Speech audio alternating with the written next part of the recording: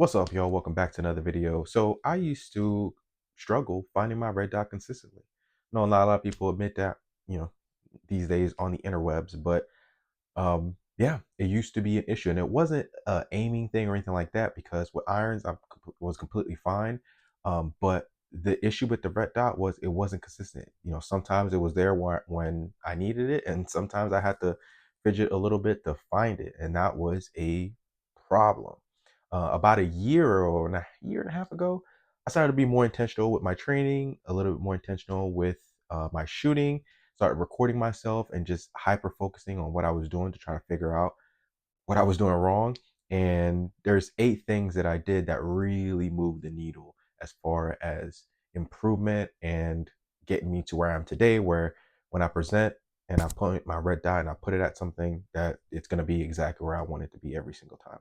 So number one is my grip. Now, I'm not going to get too deep into grip because there's a tons of video out there on grip, but the biggest thing that changed and clicked for me as far as grip goes is I shied away from the death grip, or that's what we call it, the death grip. I was watching a video about a year ago, and it was an Achilles heel tactical video. Shout out to Rick. It's an excellent video, and it was a video it was titled 5 Ways to Improve Your Grip, I believe. I'll link the video in the description so you guys can check it out. Awesome video. Please check it out. And he basically says that what we call a death grip in the video, he calls it gross grip pressure, to shy away from that, to not do that because you don't have as much control as you think that you do, which is absolutely true. And you don't have as much control over your wrist as you think that you do. Instead, you should implement a high and low leverage point type grip pressure. And basically, in basic terms, what he means by that is instead of death gripping a gun, you want your pressure to come from a low leverage point, your pinky, and a high leverage point, your thumb. And what you're doing is you're pulling with your pinky and then you're pushing high with your thumb. And that creates the pressure. These two fingers, it's not that they're not doing anything, but you're not death gripping with your whole grip. And that allows you to have a better control of your wrist, and you have complete control of the gun and then you right amount of pressure every single time. And the best way I can describe is if you have a stick in your hand and you put the stick in your hand and you hold the stick just like you would a gun, and you're pulling, like I said, with your pinky, and you're pushing with your thumb. So what you're trying to do is you're trying to bend this stick. You can see I'm bending this stick. And these two fingers, like I said, there is a little bit of pressure there to, hold the gun in place. But the pressure comes from the low leverage point, your pinky pulling, high leverage point, your thumb pushing. And it works every single time. And you get the same pressure every single time. It's super consistent. It works every time. Once I started to implement that with my grip, it allowed me to have the same grip every time, whether I'm doing outside the waistband or if I'm doing inside the waistband. It's still the same. I grab the gun at its high point. I'm already putting pressure on my pinky, pulling and then pushing on my thumb. Perfect every time. So that was a huge aha moment for me. Even if grab your gun, do it right now. Grab your gun, hold it as if you would. Keep your thumb high, push with your thumb, pull with your pinky, and see how much better that feels as far as like grip pressure goes. And then the other parts of your hand are not tense, and you're able to have more control. So give that a shot. Watch that video. He goes into details into a lot more things that helped as well. But that pressure thing, game changer for me. So definitely check that video out. Number two, taking the gun out of the holster at its highest point. I used to make this mistake a lot. I used to try to cheat and trying to figure out if the gun is out already so that I could move quickly into my next movement. And what I've found is if I pull the gun out at its highest point, and my highest point for me, that I can't go any higher, then it's predictable every single time. Because all I have to do is go to that point and then go to my next movement. So instead of trying to cheat, because what would happen is when I cheated, Sometimes it would rub on the holster and it wouldn't come out clean. I had to adjust. Sometimes it wouldn't come out at all, or it would drag. It's happened to all of us. And the reason that was happening was because I was trying to guesstimate when the holster was clear to go to my next movement instead of just going to the highest point and then going to my next movement, because that is predictable every single time. Every single time. So implemented that and be mindful of that changed a lot of things for me. So number 3, center mass alignment. What I mean by that is, and I believe I was watching a War Poet Society video, I believe it was John, and he was talking about making sure that you're centered every single time you're presenting. And that really hit home for me.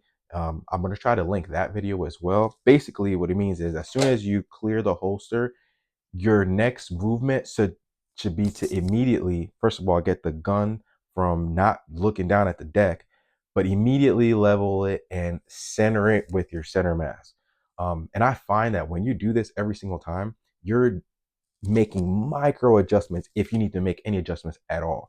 And the dot just appears where it needs to be. Rather than if you don't, you're having to make certain adjustments that you don't even have that much time as it is. We're talking microseconds to try to then find a dot, wiggle around, and it used to mess me up a lot. So now I understand that keeping my shoulders squared, keeping my center mass pointed at where I'm trying to shoot my target, and making sure that I try to center my gun as quickly as possible to then present the gun.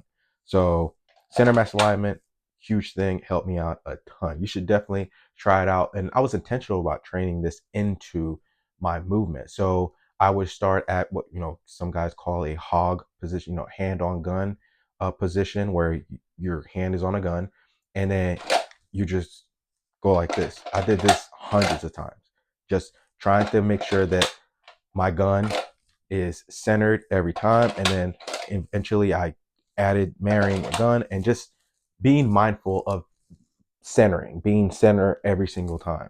Um, it, it, it, it does wonders for acquiring the dot and the movement being fluid as a whole. So definitely try that out. Number 4, stay tight, tuck your elbows. I used to not pay attention to what my elbows were doing when I was dry firing or shooting. I used to think that as long as I have a death grip on the gun, I'm pointing, I'm shooting, controlling the recoil, all that good stuff, I would be good to go. Wrong. So essentially, when I would unholster and go to marry, I used to flare out my elbow sometimes, or I just lost track of my elbow. And what would happen is it would point the gun at places where you don't want the gun to be pointed at. So then when I'm marrying my gun and try to center, I'm making all these adjustments. And all that is messing me up to my next movement. And then now I'm looking for the dot. I can't find it. Everything I just did is not predictable. It's a mess. I'm nervous. A huge mess.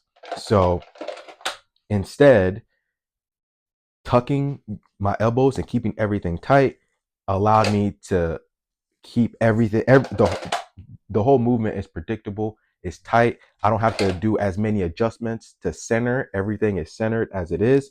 And that movement of, I think they call it 45 degree to bring up the gun up, is so much smoother, and it's there every single time. So when you're unholstering, just remember to keep your elbows tight, keep everything tight, and everything is just smooth. It works the way it's supposed to. Now, I'm not a professional or anything like that, but I mean, I know mechanics, and that's way smoother than having my elbows flared out. And by just tucking my elbows and keeping everything tight, it's allowed me to present a lot better, and my red dot is there every single time. So tuck your elbows, stay tight. Number 5, remembering to bring the gun up to what I'm looking at, bringing the gun up to my eyes, to my sights, to my target, to what I'm looking at, instead of bringing the gun up and then trying to catch myself coming down to try to find the red dot, or bring my shoulders up, or doing unnecessary movements with my upper body. I had to constantly remind myself that I'm bringing the gun up to what I'm looking at. And even if I was looking down, I'm bringing the gun up to what I'm looking down at. and it works every single time, whether you're looking down, up, left, right. You're bringing the gun up to what you're looking at. So upper body stays straight, your head stays straight, bringing your gun up to exactly what you're looking at. And this one thing that really helped nail this home was, I don't know, I'm not sure if you guys have watched hurdle, the guys and girls who do hurdles and stuff like that. When you watch those videos where you can clearly see that they're keeping their head straight, they're centered, and they're doing these hurdles, but their head is barely moving. That's what I think about when I'm trying to train and be purposeful in my training and keep my head up and bringing the gun up to what I'm looking at, and not doing unnecessary BS with my head and my upper body. So just making sure that I'm bringing it up to my eyes. And what I find that when everything is put together the way it's supposed to be, when I'm bringing that gun up, I'm already, the dot is already there. And it's a lot, oftentimes I can start, squeezing on that trigger right before I'm where I need to be, and bam, it's perfect every single time. So definitely remember you're bringing the gun up to what you're looking to shoot at. You're not moving your head down or doing any other extra stuff. So number 6, have a count. I have a 4-count process when it comes to my presentation. This may be common for a lot of people. Again, this just helps me. It What the count does is it creates a rhythm, it creates consistency, and it allows you to know where you're at in your movement as far as speed and the process itself. So like I said, it's 4-count for me. 1 is as soon as I got my hand on the gun and I'm looking to holster, that's 1. 2, I'm marrying my hands and I'm looking to present. 3, I'm presenting. 4, squeezing the trigger. Now I find that when you do it, you can slow it down, speed it up, however you see fit, but you have to know which are the points in your count so that you know exactly where you're at. So count number 1 for me, holster. 2, marrying. 3, presenting. Dot is coming up. 4, pulling the trigger. Now, once you get good at this and you start to practice it a lot, for me, I found that I've already started to, I'm squeezing the trigger way before the 4-count. So as you get faster, you'll find that you'll be at 3, and then before I get to 4, I'm already clicking again. I'm already squeezing the trigger because my dot is already where it needs to be. It's been confirmed, and I'm squeezing that trigger. So you can speed it up and slow it down however you see fit. So 1, 2, 3. As you can see, I didn't even get to 4, and I can already identify and confirm that my dot is where I need to be, and I squeeze the trigger. 4. So even sometimes when I'm training and I've already squeezed the trigger, I still say 4 in my head just so you keep the count. Kind of like music, you're keeping a rhythm, or drilling, marching, whatever. So it's about pace and keeping up with that pace and having a rhythm and a consistent rhythm. So you know that 1, 2, 3, this is what I need to be doing. And it kind of clicks. So have a count. 7 is stop focusing on the red dot. And I know that's easier said than done because I used to do that a lot. I used to say that I was target focused, but I knew damn well I was looking at that damn target. I could not stop looking at that target, that red dot. It was almost impossible to not look at the red dot. In the beginning, when I first started using it, it's almost impossible. Until I started being more intentional about being target focused. And one analogy that really worked for me is the mouse cursor analogy. If you haven't heard it, is when you're using a mouse and you're looking to click something on your computer, you don't watch the mouse go to where you're looking to click and then click on it. Your brain tells your hand what to do, and then you move your hand, the cursor goes where it needs to be, you click on it, good to go. You're not watching that happen. Same thing with your red dot. You're placing the red dot where you want it to be, and your brain will put it there. If your mechanics are what they should be, the red dot's going to be there every single time, just like a cursor, a computer cursor, a mouse cursor. So remember that next time you're dry firing, think of it like that. Your brain is going to know where it needs to be. The red dot is going to be where it needs to be. And as long as your mechanics are good, you should be good to go. So 7, stop focusing on the red dot. Be more target focused, and don't look at the red dot.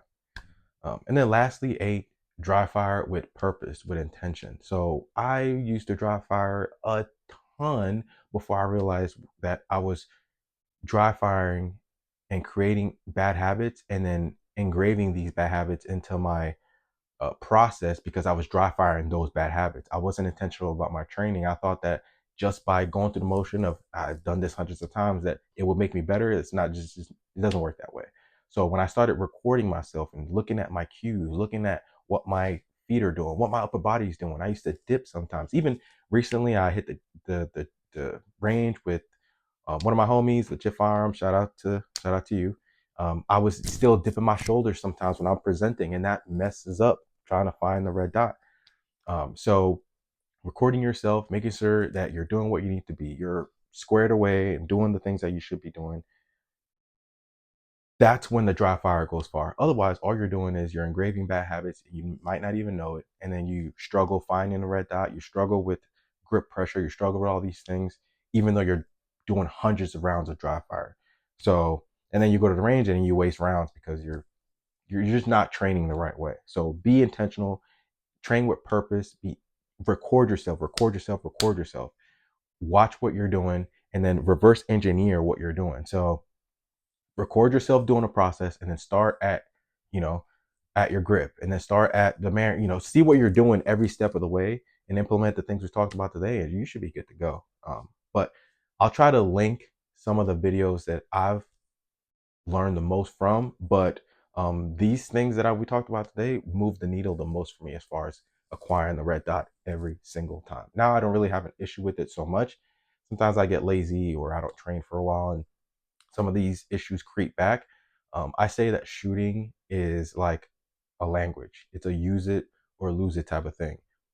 If you're not constantly training and refining your skills, you're going to start losing those skills and or forgetting some of the good habits and these bad habits kind of creep back. So be intentional, train with purpose, record yourself, and you should be good to go.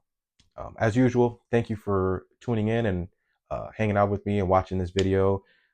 Do something great, be positive, and I'll see you guys on the next one. Deuces.